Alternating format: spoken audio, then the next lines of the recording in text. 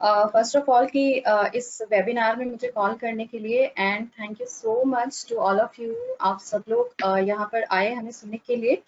मैं ज़्यादा टाइम नहीं लेती हूँ, शुरू करती हूँ। मुझे जो एरिया मिला है वुमेन्स के साथ डिस्कस करने के लिए वो है वुमेन एंड फैमिली चैलेंजेस। तो ये जो वुमेन एंड फैमिली चैलेंजेस है, ये क्यों ज़रूरी है महिलाओं के मेंटल हेल्थ के बारे में बात करना, why it is so important. Actually होता क्या है कि जब हम बात करते हैं वुमेन की, तो बहुत सारी चीज़ें एक महिला होने के साथ ही बदल जाती हैं। जैसे हमारे मानसिक रोग का कारण क्या है, उसके लक्षण क्या हैं, उसकी तीव्रता कितनी है, उसके होने की प्रवृत्ति क्या है, समय और भी बहुत कुछ है, जो कि सिर्फ़ एक महिला ही समझ सकती है। और उन परिस्थितियों और चुनौतियों का सामना सिर्फ़ एक महिला को करना पड़ता है। पुरुष जो है उसे कभी भी फेस नहीं करते हैं।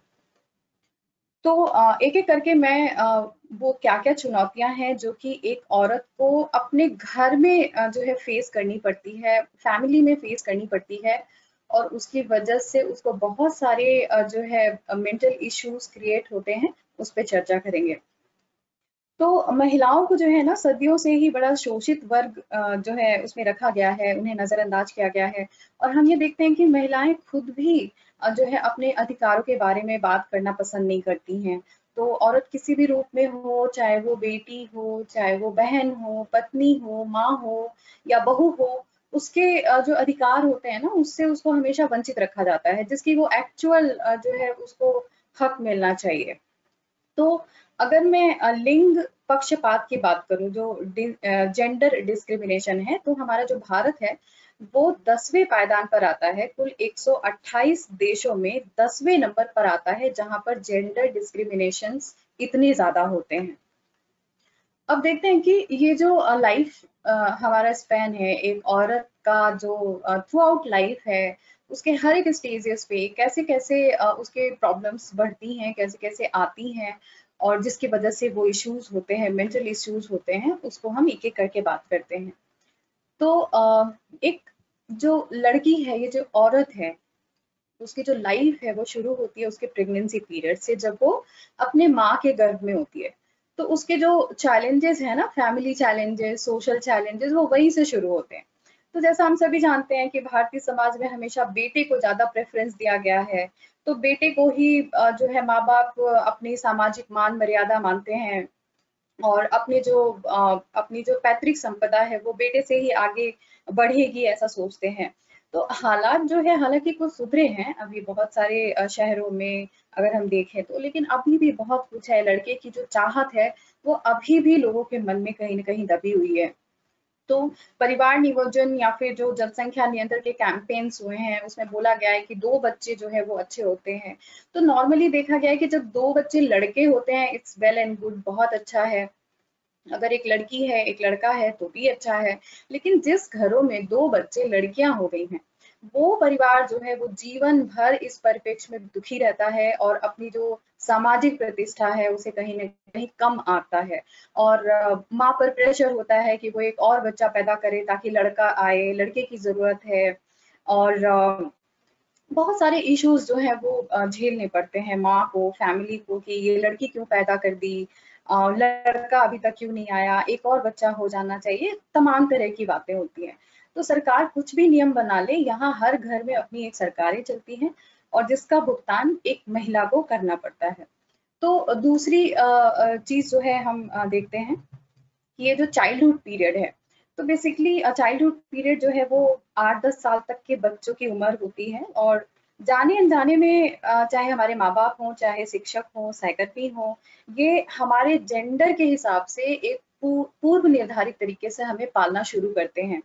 और ये जो तरीका होता है, वो ये नहीं समझते हैं कि उनके इसी पालने-पोसने के तरीके से बच्चा जो है धीरे-धीरे अपनी पहचान बनाता है उन सारी चीज़ों से। तो जो है जहाँ तक हम देखते हैं कि लड़कों को निडर बनाने के लिए लोग प्रयास करते हैं, साहसी हो, अरे तुम लड़के हो, रोना तो लड़कियों का काम होता है। तो ये सब छोटी-छोटी चीज़ें जो होती हैं वो जेंडर डिस्क्रिमिनेट करती हैं। तो लड़कियाँ जो है इन सारी चीज़ों को फेस करती हैं, और हमेशा ये सोचती हैं कि क्यों उनके साथ ऐसा बिहेव किया जाता है। अगर हम इस उम्र की बात करें, जो चाइल्डहुड का पीरियड होता है, इसमें एक बहुत बड़ी समस्या चाइल्ड अब्यूज की है। तो अगर हम एक आंकड़े की देखें तो 2018 में कुल 21,605 चाइल्ड रेप्स हुए हैं, बच्चों के रेप हुए हैं, जिसमें 21,401 सिर्फ लड़कियां हैं और 204 लड़के हैं। तो हम ये देखते हैं कि चाइल्ड अब्यूज दोनों सेक्सेस का होता है, लड़कियों और लड़कों में दोनों, लेकिन लड़कियों में इसकी संख्या बहुत ज्यादा है। तो ये इस उम्र में जो लड़कियां सेक्सुअल असॉल्ट या फिर सेक्सुअल हरासमेंट या इनकी जो पोर्नोग्राफीज होती हैं, बनती हैं, ये सारी चीजें जो ये बच्चे फेस करते हैं, वो ऐसा नहीं है कि वो 1-2 दिन में चली जाती हैं, 2 महीनों में चली जाती हैं, ये जीवन भर जो है मेंटल इश्यूज उनके दिमाग में रहते हैं और वो फेस करती हैं इन सब चीजों को। साथ ही क्या होता है कि एक बार ऐसी घटना अगर घर में घट गई, बच्चे के साथ कोई हादसा हो गया, तो परिवार में अलग एक स्टिग्मा रहता है, बाहर वाले अलग उसे अलग तरीके से ट्रीट करते हैं बच्चे को, शादी होने में परेशानी है, बहुत सारी दिक्कतें आती हैं। तो अपने में तो एक परेशानी है ही, और ये जो एक सामाजिक जो है भेदभाव इन कारणों से हो जाता है, अगेन जो है वो एक बड़ा कारण होता है, बड़ा ट्रॉमा होता है। अगली जो बात हम करते हैं वो एज है प्यूबर्टी एंड एडोलेसेंस एज की। तो इस उम्र में क्या होता है कि जो हमारी जो सामाजिक व्यवस्था है, खासतौर पे उसकी वजह से लड़कियां जो है इस उम्र में ज्यादा निराश रहती हैं, अपने प्रति बहुत सेंसिटिव होती हैं, अपने जो है शारीरिक बनावट के लिए एक नकारात्मक सोच रखती हैं। और जब लड़कियां नॉर्मली इस उम्र में होती हैं तो उनके जो ऑटोनॉमी है, जो स्वतंत्रता है उनकी, वो छीन ली जाती है, जबकि लड़कों के साथ ऐसा नहीं होता है। तो ये लड़कियों के लिए बहुत जो है प्रॉब्लमैटिक होता है सिचुएशन में। तो इस उम्र में एक और भी परेशानी है, जो है मेंस्ट्रुएशन जो है लड़कियों में शुरू होता है, प्यूबर्टी के टाइम पे मासिक धर्म शुरू होता है। तो इस समय क्या होता है कि लड़कियों में इस मेंस्ट्रुएशन के कारण जो है निराशा, चिंता, टेंशन या इरिटेशन है, एंगर है, ये सारी चीजें बहुत आम है। तो ये जो है हमारा फैमिली, हमारा सोसाइटी इन चीजों को बड़े आराम से नेग्लेक्ट करता है, जैसे कुछ हुआ ही नहीं, कोई प्रॉब्लम ही नहीं है। तो ये तो एक बॉडीली चेंजेस है जिसकी वजह से प्रॉब्लम्स है ही। उसके बाद फैमिली क्या और इंक्लूड करती है, किचन में नहीं जाना है, खाना नहीं बनाना है, पूजा नहीं करना है। तो ये तमाम तरह के जो भेदभाव लड़कियों के साथ किए जाते हैं, अछूत के जैसा व्यवहार किया जाता है, वो एक और जो है ट्रॉमेटिक इवेंट होता है लड़कियों के लिए। तो ये सारी चीजें होती हैं। अब हम आते हैं एडल्टहुड में। तो एडल्टहुड की अगर हम बात करते हैं तो औरतों का स्थान जो है वो हमेशा ही पुरुषों से नीचे रहता है। और औरत जो है औरतों के लिए ये जो असमानता है, ये जो अधिकारहीनता की जो हम बात करते हैं, तो ये बहुत सारी परेशानियों की जड़ भी है एक्चुअली भारत में। तो हम ये देखते हैं कि ये जो एडल्टहुड है उसमें बहुत सारी तरह की प्रॉब्लम्स जो है औरतें फेस करती हैं। क्या क्या चीजें हैं? कैरियर एंड फैमिली, जिस पे अभी भारती ने बात किया कि परिवार चुने या करियर चुने, क्या करना है, कई बार पढ़ाई तक छुड़वा दी जाती है शादी के चक्कर में। दूसरी जो चीज है वो है I am not able to forward slides, या ओके। सो दूसरी जो चीज है वो है शादी। तो शादी के समय क्या क्या परेशानियां एक लड़की को झेलनी पड़ती है? सबसे पहला है अपीयरेंस ऑफ अ गर्ल, लड़की दिखती कैसी है। अब लड़की कितनी भी पढ़ी लिखी हो, लड़की कितनी भी जो है अच्छी पोजीशन पे हो, अच्छा कमा रही हो, पर उसका सुंदर होना बहुत जरूरी है, उसका गोरा होना बहुत जरूरी है। इस चक्कर में न जाने कितनी लड़कियों ने आत्महत्या तक कर ली है, कि वो कई बार रिजेक्ट हो चुकी हैं, या फिर वो डिप्रेशन में चली गई हैं, या फिर उनको और भी सारी मेंटल इश्यूज हो रहे हैं क्योंकि उनकी शादी नहीं हो रही है। दूसरी जो परेशानी होती है वो होती है लड़की की वर्जिनिटी की। लड़की कुमारी है या नहीं, शादी के पहले उसका कोई सेक्सुअल अफेक्शन तो नहीं था, कोई रिलेशन तो नहीं था। तो ये जो है इंडियन कल्चर में बहुत इंपॉर्टेंट है कि लड़की जो है शादी के पहले सेक्सुअल जो है एक्टिव नहीं हो सकती है, और शादी के बाद ही वो इस तरह के एक्ट में शामिल होगी। तो गवर्नमेंट ऑफ इंडिया, सॉरी, अगर हम अगली बात करते हैं तो दहेज की बात आती है। तो दहेज जो है वो अपने आप में एक बड़ी प्रॉब्लम है। ये जो आज का दहेज का जो ये बढ़ता हुआ प्रचलन है, शादी में जो ये मनमाने तरीके से खर्चे होते हैं, ये बेसिकली क्या होता है ना कि लड़कियों की जो अपनी अपना जो सेल्फ कॉन्फिडेंस है, उनका जो सेल्फ एस्टीम है, उनकी जो सामाजिक प्रतिष्ठा है, उसको कहीं ना कहीं हम बेच रहे हैं, उसको कहीं ना कहीं हम सैक्रिफाइस कर रहे हैं। तो भारत में जो है 1961 में ही दहेज प्रथा कानून आ गया था पूरे देश में, लेकिन अभी तक उसके लागू होने में लगता है कि अभी बहुत समय लगने वाला है।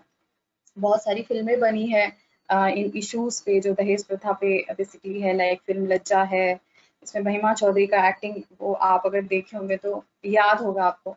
अगली जो चीज आती है वो महिला की लाइफ में, एक औरत की लाइफ में शादी के बाद कैरियर और बच्चे, ये कैसे हैंडल करेगा। भारती ने इसके बारे में बात किया है, so I will not do it again. अगली जो चीज है वो है पेट्रियार्की एंड वायलेंस। तो ये जो हमारी पितृसत्तात्मक व्यवस्था है और हिंसा, इसके कुछ फैक्ट्स हम देखते हैं। तो फैक्ट्स देखने पे पता चलता है कि 15 से 49 वर्ष की जो महिलाएं होती हैं, उसमें 33.5% महिलाएं हिंसा की शिकार होती हैं। 5 में से 2 औरतें अपने अपने पतियों द्वारा प्रताड़ित की जाती हैं। और 50% महिलाएं ये बताती हैं कि प्रेगनेंसी के दौरान उन पे शारीरिक अत्याचार और शारीरिक हिंसा जो है हुई है। तो ये ज़्यादा जो है, ये सारी चीज़ें जो है आजकल भी हो रही है। गवर्नमेंट ऑफ इंडिया ने एक्ट बना दिया है, डोमेस्टिक वायलेंस एक्ट 2005 में, लेकिन उसकी उपयोगिता कितनी है, उसका जो बेनिफिशियरी है जिनके लिए ये बनाया गया है, उनको किस हद तक लाभ पहुंच रहा है, वो अभी क्वेश्चनेबल है। अगली बात, जो ये मॉडर्न सोसाइटी है, ये जो बदलता रूप है समाज का, उसमें इनफर्टिलिटी यानी जो बांझपन है, वो एक बड़ा इशू है। तो ये इशू लड़कों के साथ भी है और लड़कियों के साथ भी है, लेकिन लड़कियों का जो बांझपन है वो ज्यादा स्टिग्मेटाइज है, उसे ज्यादा हीन दृष्टि से देखा जाता है। और ऐसा देखते हैं लोग समाज वाले की जैसे बहुत हीन काम है, बहुत गुनाह कर दिया है लड़की ने। तो ये भी एक जो है मेंटल ट्रॉमा जो है लड़कियों को होता है। एक तो बच्चे नहीं हो रहे हैं, उनका अलग ट्रॉमा है। और उसमें क्या होता है ना कि जब जांच के लिए भेजा जाता है, तो बच्चे अगर नहीं हो रहे हैं तो सबसे पहले औरत की जांच कराई जाती है। तो होना तो ये चाहिए कि औरत और मर्द दोनों की बराबर जांच हो, फिर जिसके अंदर जो प्रॉब्लम्स हैं उसके हिसाब से ट्रीटमेंट लाइन जो है वो बनाया जाए। लेकिन होता क्या है कि औरतों की जांच पहले कराई जाती है। औरत में कोई कमी अगर नहीं है तो फिर ये बहुत बड़ा इश्यू हो जाता है। फिर मर्द के जो ईगो होती है वो हर्ट होती है कि नहीं, मेरे अंदर कैसे परेशानी हो सकती है। तो वो अपना फैमिली का एक अलग सेटबैक होता है एक महिला के लिए। अगली जो चीज है डिसोल्यूशन ऑफ मैरिज, अगर शादी नहीं सही तरीके से चल पा रही है तो आगे क्या करना है। तो इंडियन सोसाइटी जो है वो हमेशा यही सोचती है कि औरत कितनी भी जो है जुल्म सह रही हो, उसके ऊपर कितने भी अत्याचार हो रहे हों, लेकिन उसको ससुराल में ही रहना चाहिए, क्योंकि यही लड़की के लिए सबसे अच्छा ऑप्शन होता है और इससे अच्छा लड़की के लिए कुछ हो नहीं सकता है। तो ये जो है थॉट जो है समाज में है, ये जो बिलीफ सिस्टम है समाज का, खुद अपने परिवार का, वो बहुत हर्ट करता है। तो लड़की के पास कोई चारा नहीं होता है सिवाय सहन करने के। लेकिन अगर किसी तरीके से शादी टूट जाती है, डाइवोर्स हो जाता है, तो आगे प्रॉब्लम्स क्या आती है उसकी रीमैरिज की, कि लड़की की फिर से शादी करानी है। तो उसके लिए भी बहुत स्टिग्मा है सोसाइटी में, क्योंकि हर एक आदमी जो है चाहता है कि उसकी शादी जो है कि वर्जिन लड़की से हो। तो महिला को जो है वो जो तलाकशुदा महिलाएं हैं या विधवा महिलाएं हैं, उनको जो है ना एक सेकेंड हैंड स्टफ टाइप से लोग देखते हैं और ट्रीट करते हैं। तो विधवा प्रथा, ये जो है री मैरिज एक्ट जो है वो तो पास हो गया था 1856 में, लेकिन अभी भी लोग और समाज, हमारे घर वाले, वो यही चाहते हैं कि एक बार जो शादी हो गई, टूट गई या पति की डेथ हो गई, तो अब उसको दूसरी शादी नहीं करनी चाहिए। तो इन चीजों की वजह से आपको जानकर हैरानी होगी कि 60% महिलाएं कभी दूसरी शादी के बारे में बात ही नहीं करती हैं। अगली बात जो आती है वो है राइट टू प्रॉपर्टी। घर में आप देखेंगे कि लड़कियों के साथ बहुत भेदभाव होता है। जो प्रॉपर्टी का जो राइट है वो बेसिकली लड़कों को जाता है, और लड़कियों को मुश्किलन 5% जो है प्रॉपर्टी माँ बाप की तरफ से मिलती है। वो भी जो है उनके शादी के समय जो बेसिकली उनके जेवर वगैरह चढ़ाए जाते हैं, तो वो ही उनकी पूंजी होती है जो लाइफ टाइम उनके साथ चलती है। और जो खर्चे होते हैं वो शादी के दिखावे करने में या फिर जो है उनकी मेहमान नवाजी करने में चली जाती है। तो प्रॉपर्टी राइट भी इंडिया में बहुत पहले आ चुका है कि लड़कियों को प्रॉपर्टी में बराबर का हक है, लेकिन लड़कियां आज भी चुप रहती हैं इस डर से कि कहीं भाई के साथ रिश्ता ना खराब हो जाए, माँ बाप नाराज ना हो जाए, समाज क्या कहेगा। तो ये सारी चीजें जो है मेंटल जो है ट्रॉमेटिक होती हैं लड़कियों के लिए, जिसकी वजह से उन्हें प्रॉब्लम होती है। वो हमेशा इनसिक्योर रहती हैं कि उनके पास कोई पूंजी नहीं है, अगर ससुराल छूट गया तो फिर वो कहाँ रहेंगी, कैसे रहेंगी, ये सारी प्रॉब्लम्स आती हैं। अगली जो चीज है वो है रिलीजन एंड वुमेन। अगेन जो है धर्म और धार्मिक कर्म कांड जो होते हैं उनका जो वर्चस्व जिनका होता है वो पुरुषों का होता है। महिलाएं जो है वो शुरू से ही पैसिव रिसीवर रही हैं इन चीजों के मामले में। तो महिलाएं पूजा नहीं करा सकती, यज्ञ नहीं करा सकती, घाट पे नहीं जाती, दाह संस्कार में हिस्सा नहीं लेती, मंदिर जो है मस्जिद में औरतें नमाज नहीं पढ़ सकती हैं, मस्जिद जा नहीं सकती है मुस्लिम औरतें। जो शादी के बाद अगर हम देखें तो ये जो धार्मिक कर्म कांड हैं, जैसे सिंबोलिज्म है, सिंदूर, मंगलसूत्र, ये सारे कुछ सिर्फ लड़कियों के लिए होते हैं, लड़कों के लिए कोई इस तरह के सिंबॉलिक चीजें नहीं होती हैं। तो अगली चीज हम जो देखते हैं वो हमारा लास्ट स्टेज आता है लाइफ का, वो है एल्डरली पीरियड, जो वृद्धावस्था होती है। तो औरतें जो है शुरू से ही पुरुषों पर डिपेंड रही हैं, कभी बाप पे, कभी पति पे, कभी बेटे पे। तो हमेशा उनको जो है एक फाइनेंशियल इशू हमेशा रहता है, एम्प्लॉयमेंट का इशू रहता है, तो उनको पैसे की दिक्कत उस उम्र में होती है, प्रॉपर पेंशन नहीं मिलती है, उनका अपना स्वास्थ्य सही नहीं रहता है, सोशल कनेक्शंस नहीं होते हैं। इन सारी चीजों की वजह से उनके अंदर अकेलापन, खालीपन, ये सारी चीजें जो है बहुत प्रोमिनेंट हो जाती हैं, जिनका कि समाज को कोई परवाह नहीं होता है। तो अभी हम कुछ फैक्ट्स की बात करते हैं। अभी तक जो मैंने बताया इतना सारा कुछ, वो हमारे परिवार की बातें हैं कि ये एक लड़की, एक औरत शुरू से अपने घर वालों की वजह से ये सारी चीजें झेल झेल करके बड़ी होती है, आगे बढ़ती है, और इन सबका असर जो है वो कहीं ना कहीं वुमेन के मेंटल हेल्थ पे पड़ता है। तो हम ये देखते हैं कि डिप्रेशन जो है औरतों में बहुत ज्यादा प्रोमिनेंट और परसिस्टेंट होता है। 5 में से 1 महिला अपने पूरे लाइफ जो है पीरियड में कभी न कभी रेप का शिकार होती है या रेप अटेम्प्ट किया जाता है उस पे। एंग्जाइटी के सिम्टम्स जो है वो महिलाओं में बहुत ज्यादा होते हैं। सोमैटिक कंप्लेंट्स जो होते हैं वो महिलाओं में बहुत ज्यादा होते हैं।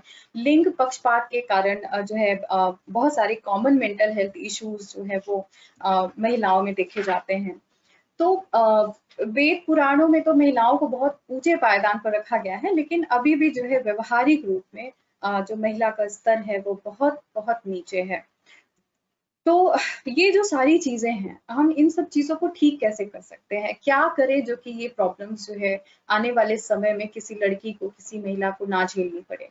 उसके लिए औरतों को जो है शिक्षित बनाना बहुत जरूरी है। तो ये बहुत ध्यान देने की बात है कि लड़कियों को पढ़ाएं, उनको जो है अच्छे कॉलेजेस में भेजें, प्रोफेशनल कॉलेजेस में भेजें, उनको आगे बढ़ाएं, ट्रेनिंग दें, उनका जो उनको जो चांस है आगे बढ़ने का वो दें। तो हमारे बीच ऐसे बहुत से लोग हैं भी जो इन जो पुरानी परंपराओं को तोड़कर अपने बच्चों को, लड़कियों को पढ़ा रहे हैं। पर कम या ज्यादा हो, कहीं ना कहीं हम लोग आज भी जो है अंतर कर देते हैं लड़कियों में और लड़कों में। तो सिर्फ अपने स्तर को ठीक करने से भी सामाजिक स्तर में सुधार नहीं होता है।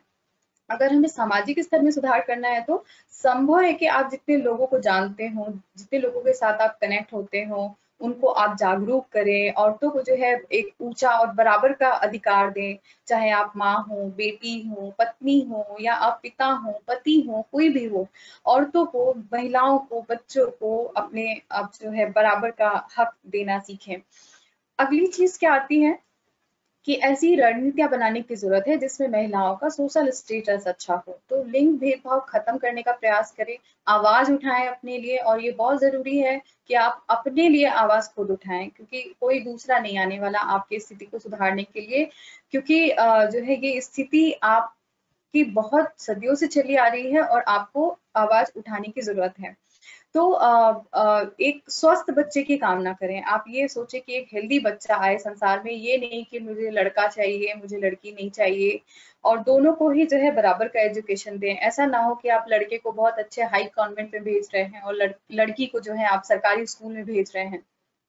तो बेटी जब बड़ी हो रही हो तो उसकी चॉइसेस को लिमिट ना करें। ये नहीं कि तुमको अपने ही शहर में पढ़ना है, अपने ही शहर में जॉब करनी है, टीचर की जॉब तो सबसे अच्छी है लड़की के लिए, तो आप उसके चॉइसेस को लिमिट ना करें। इस रूढ़िवादी परंपराओं का पालन ना करें और ना ही अपने बेटी को या बहू को या पत्नी को मजबूर करें इन सारी चीजों को करने के लिए। तो लड़कियों को भी जो है हमेशा प्रोफेशनल कोर्सेज जरूर करवाएं, ताकि वो अपने जॉब राइट्स के बारे में जान सके और उनको ये बताएं कि उनका ये जो अधिकार है आत्मनिर्भर रहने का वो क्यों जरूरी है और कितना जरूरी है। तो इससे क्या होगा कि आगामी समय में, आने वाले समय में अपने बच्चों को आर्थिक रूप से सहायता दे पाएंगी और शायद देश के इकोनॉमी में भी कुछ ना कुछ योगदान कर पाएंगी। तो सीधे साधे ढंग से शादी करने पे जोर दें। ये नहीं कि आप शादी में बहुत सारे खर्चे कर रहे हैं, बहुत सारे जो है दिखावे कर रहे हैं, बल्कि आप सादे ढंग से शादी करें। जो पैसे आपके बचते हैं इन सारी चीजों से, आप उसको बेशक अपनी बेटी को एज अ प्रॉपर्टी गिफ्ट करें और उनको आर्थिक रूप से ये बहुत मजबूती देगा। पति के रूप में आप ये कर सकते हैं कि आप पति और पत्नी दोनों ही काम करें। अगर पत्नी काम करना चाहती है तो आपको बिल्कुल नहीं रोकें उसे, घर के कामों में हाथ बटाएं। तो मर्दों के लिए तो ये है ना कि आप एक बच्चा तो पैदा नहीं कर सकते हैं, बट उसके अलावा ऐसा कोई भी घर का काम नहीं है जिसमें आप अपनी वाइफ का या अपनी बेटी का हाथ नहीं बटा सकते हैं। तो लड़कियों को चुनाव करने की आजादी होनी चाहिए, उनको ये हक दीजिए, चाहे वो करियर हो, शादी हो, शादी से आजादी हो, जॉब के ऑप्शंस हो, उन सब चीजों में आपका सपोर्ट जरूरी है। बीइंग अ पेरेंट, आपके माँ बाप होने के नाते बच्चों को बराबर का हक दीजिए, शिक्षा में, कैरियर में, प्रॉपर्टी में। तो पार्टनर चुनने की आजादी उन्हें हो, उनको जो है बराबर प्यार दें, परिवेश बराबर रखें, सपोर्ट बराबर रखें, ये सारी चीजें बहुत जरूरी हैं। तो ये ना सोचे कि बेटा ही आपके बुढ़ापे की लाठी बनने वाला है। लड़कियों को मौका दें, वो भी आपकी परवाह करती है, वो भी आपको जो है आपकी देखभाल कर सकती हैं आपके कभी भी जरूरत के समय में।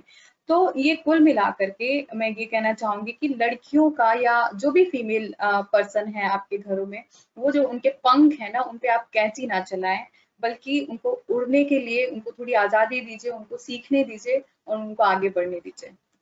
Thank you so much.